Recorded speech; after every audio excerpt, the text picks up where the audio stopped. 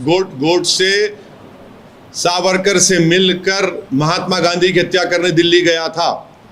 आज वही जिन्ना की सोच वाले हमको गद्दार कह रहे हैं।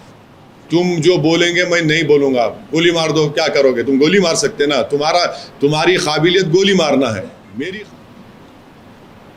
एक और इशू है सर, यहाँ पर ये एक नारेबाजी हुई, आप गुजर रहे थे, उसके खिलाफ नारेबाजी हुई आपके सामने, आपके खिलाफ 15 अगस्त के दिन, उस पर आप क्या रिएक्ट करेंगे? भाजपा वाले बोले, भाजपा वाले बोले,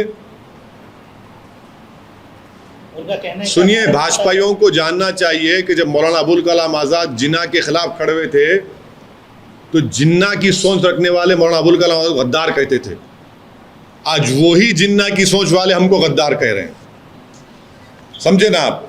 जब लोग भारत की पार्टीशन के खिलाफ वो मुसलमान लड़ रहे थे जिन्ना के खिलाफ, तो जिन्नावादी सोच रखने वाले, गोडसे वाली सोच रखने वाले ऐसे ही गद्दार बोलते थे।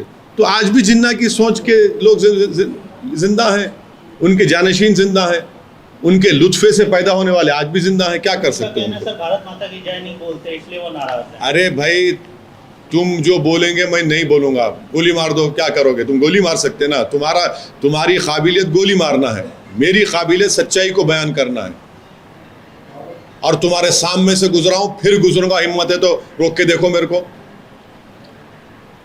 तुम्हारे नारों से क्या हम खामोश हो जाएंगे? 1945-44 में भी ऐसे ही करते थे मुस्लिम लीग के लोग, जो पार्टीशन के खिलाफ थे। उनकी गाड़ियों पर हमला करते थे, नारे मारते थे। मौलाना हुसैन अहमद मदनी के ऊपर हमला किया था इन्होंने।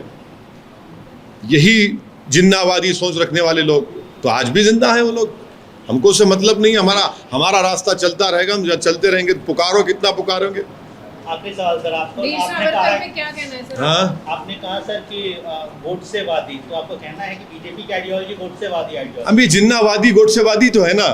जिन्नावादी देखिए, ये लोग जो नारे लगा रहे हैं, 75 साल की आज़ादी का हम जश्न मना रहे हैं, उस दिन उनको जिन्ना की सोच में नारे लगाते हैं, तो उनको जिन्नावादी कहेंगे तो क्या कहेंगे? उनको गोडसेवादी नहीं कहे तो क्या कहेंगे उनको?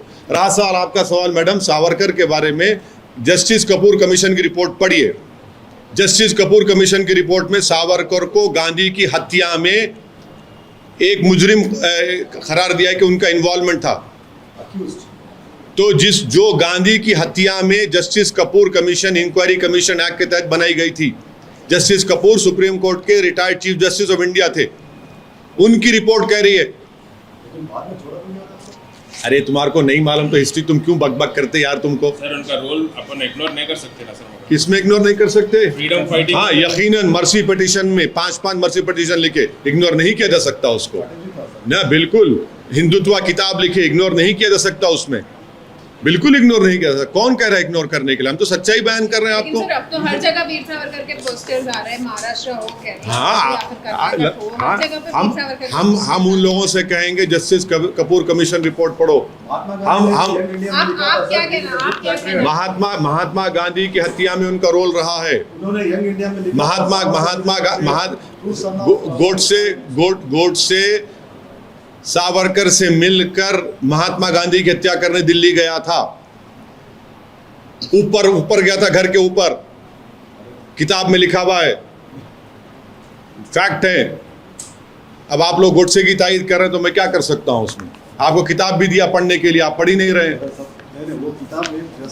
आपको मैं किताब दिया, जा साहब की किताब पढ़िए कि उसमें फैक्ट लिखा हुआ है गोडसे के बारे में।